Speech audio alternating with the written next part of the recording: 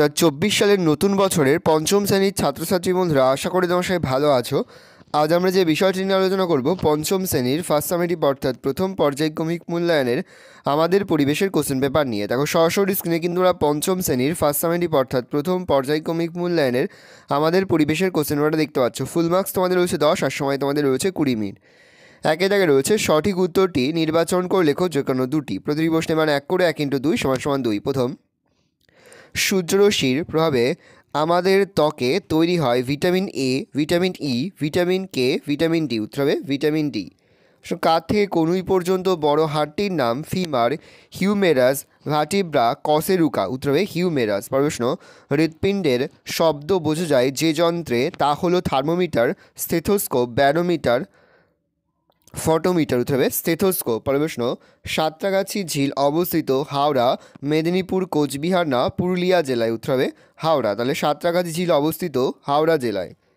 তিনি তাকে রয়েছে শূন্যস্থান পূরণ করো যে কোনো দুটি। প্রতিটি প্রশ্নের মান 1 করে 1 × 2 = 2। প্রথম, যে মাটিতে বালি আর কাদা প্রায় সমান সমান সেটা হলো?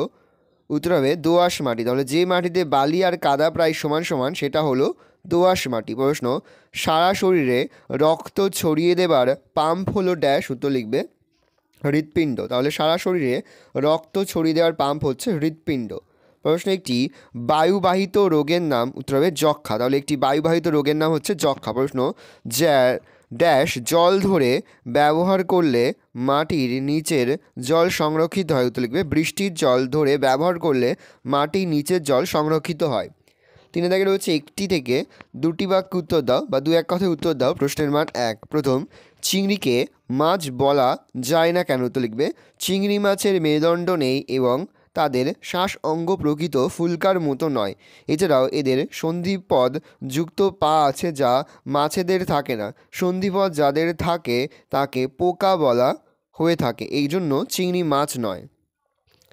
চারিদিকে হচ্ছে অনধিক 30টি শব্দের মধ্যে উত্তর দাও যে কোনো একটি। প্রশ্নের মান 2। প্রথম, যক্ষা রোগের লক্ষণগুলি লেখো। লিখবে প্রথম বিকালের দিকে জ্বর, রাতে শ্বাসকষ্ট, অরুচি, বুকে ব্যথা, প্রচুর কফ ওঠা এবং রোগ বাড়লে কাশির সঙ্গে তাজা রক্ত ওঠা, ওজন ক্রমশ কমতে থাকে।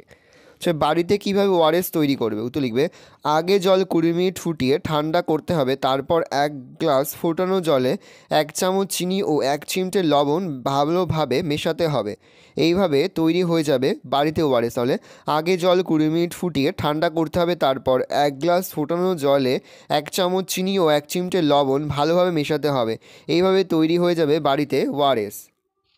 5 দাগে রয়েছে অনধিক 50 শব্দের মধ্যে উত্তর দাও যে কোনো একটি। প্রশ্নের মান 3। প্রথম, ধস ভূমিকম্প কিভাবে কমবে? উত্তর লিখবে পাহাড়ে পলিথিন, প্লাস্টিকের কাপ, ওষুধের মোড়ক, অ্যালুমিনিয়ামের ফয়েল ইত্যাদি একেবারেই ফেলা যাবে না। এছাড়া গাছ কাটা বন্ধ করতে হবে। যেসব গাছ মাটি ধরে রাখে সেই সব গাছ প্রচুর পরিমাণে লাগাতে হবে, তাহলেই ধস ভূমিক্ষয় কমবে। রয়েছে মাটির নিচের জলের স্তর নেমে যাওয়ার কারণ করতে লিখবে অনেক লোকালয়ে সব কাজের জন্য মাটির নিচের জল ব্যবহার করা হয়। মিনি ডিপ টিউবওয়েল দিয়ে লোকে নিজের খুশিমতো চাষের জল তুলছে।